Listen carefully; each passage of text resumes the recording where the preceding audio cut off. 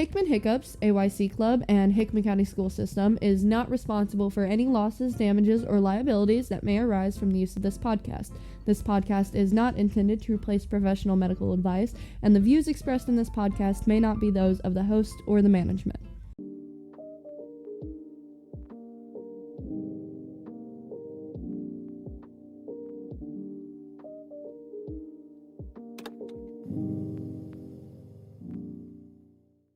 Hey Beagles, this is the second official episode of Hickman Hiccups. I'm your co-host Jerry. I'm your co-host Vic.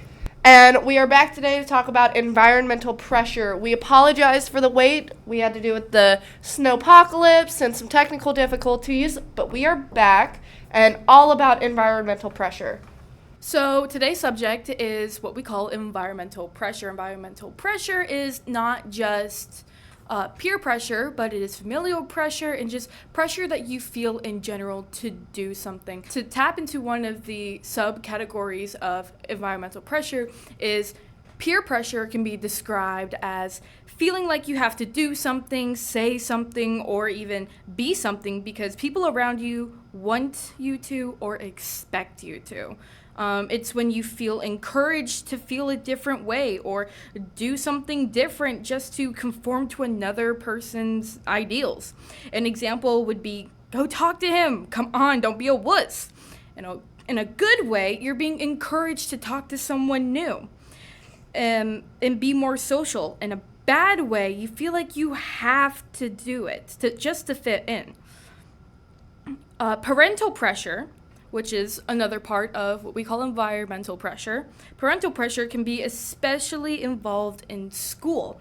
So everyone wants their kids to do good and have a good life, but degrading them, comparing them, and dismissing them does not help promote a better determination to do better. And another thing on that is just look at the statistics, because a lot of parents are like, oh, but I'm not pressuring my kid. You might be. 61% of teens feel a lot of pressure to get good grades. 29% of teens feel a lot of pressure to look good. 28% feel a lot of pressure to fit in socially. And 21% feel like they have to be good at sports. These are statistics. These kids feel like they have to do these things. They have to get good grades. They have to look good. They have to fit in. They have to be good at sports. This can be caused by peers, parents. Any part of pressure can apply this. Instead of pressuring your friends to do something with you, try inviting them once and then letting it go. If asked too much or hinted at too much, one may feel obligated to try something. Try not being repetitive and saying things that make them feel bad for saying no. Some signs of peer pressure that you can look for just to be able to notice, hey, this kid isn't doing this because they want to. An increase in nervousness, an increase in secretive behavior, being sneaky, changing their behavioral and styles, heavily, and a lot of anxiety and depression, if not already, then increased. They're just going to feel different. They're going to act different. They're going to be more fidgety. They're going to be less talkative. They're not going to want to openly be there if they're being forced to do things behind the scenes. Let's talk about some ways to prevent peer pressure and help with peer pressure. Promote honest and open communication. What that means is pretty much what it says. Be honest with how you feel and let's communicate how we feel. Communication is a very big thing in any type of relationship, romantic or platonic, with friends and within your family. You want to make sure that you set clear boundaries and that we are communicating those. Carefully evaluate your friends. Let's make sure that we are looking out for one another and paying attention to warning signs, making sure that we're not pushing any buttons or pushing over a boundary that someone has set. Let's make sure that we are being considerate and being aware of our surroundings. Be spatially aware of how you are affecting your friends. And promote better self-confidence. Don't put people down because they don't want to do something with you.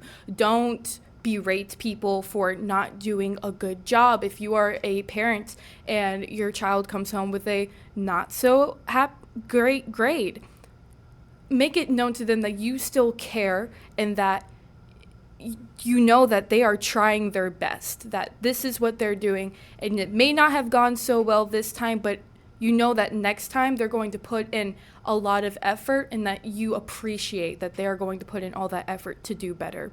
And last but not least, create a safe environment for someone to go to for discussing the hardest subjects. Everybody has something that they're going through. And if you feel like you are being pressured to do something that you are completely not okay with, and no matter how many times you say no or try to let them down nicely, you want to make sure that you yourself are in a safe environment that you feel comfortable saying no to, or that you can find somebody or find a place where you can talk about how you feel. I know for Jerry and I, this is our safe space. It really is. Talking to you guys makes us feel a lot better about our own issues. If we were being peer pressured, we would be able to get it out by telling you guys to do better. This is our safe place. And if this isn't our safe place, then our school did this great thing, and the AWARE program that sponsors our podcast, they are an entire team of people there for open and safe communication for anything and any reason whatsoever. And a lot of good ways to prevent pressure buildup, or even just to help the pressure that's already built up. Tell people that you're proud of them. Tell your friends that you're proud of them for the smallest thing they do. I don't care if they threw away a piece of trash. I don't care if they've picked up the first pencil that they've done in a week. You're proud of them, because what if that was really hard for them? And then tell them that they've got this. Tell them that they can do anything, that it may be a little bit hard now, but it will get easier because they can do it. They can do it. And then constantly tell people that you're here for them. I mean, I know everyone's like, oh, I'm here for you, if you need anything, but it's really hard to understand and differ between who means that and who's just saying that to be nice. Make sure that your friends know, your kids know, your family, anyone knows. You're here for them. If anything goes wrong, if they just need to talk and vent, you are here for them. Make sure that they know it's okay. Because otherwise, they're just going to be sitting in the same little bundle of buildup that they're living in all the time. And they have to know it's okay to say no. Because saying no to things, a lot of people take saying no as a negative impact, when in reality, saying no it can be relieving. If you don't feel up to it, don't do it. Everyone should be allowed to disagree. Everyone should be allowed to have their own opinions, and everyone should be allowed to feel the way that they feel without being judged or anything for it. And a lot of that comes with peer pressure. Okay, Beagles, thank you all so much for listening in about our talk about environmental pressure. Feel free, to visit any of our other socials. Again, so sorry for the snow apocalypse. I mean, it's been an ice age up where we live, and it has been absolutely insane. Alrighty, and don't forget to tune in next time for our next episode, because who knows what we'll be talking about next. You can leave suggestions in the comments if you guys would like, and we'll take any feedback we can get. Alright, bye! Hickman Hiccups, AYC Club, and Hickman County School System is not responsible for any losses, damages, or liabilities that may arise from the use of this podcast. This podcast is not intended to replace professional medical advice, and the views expressed in this podcast may not be those of the host or the management.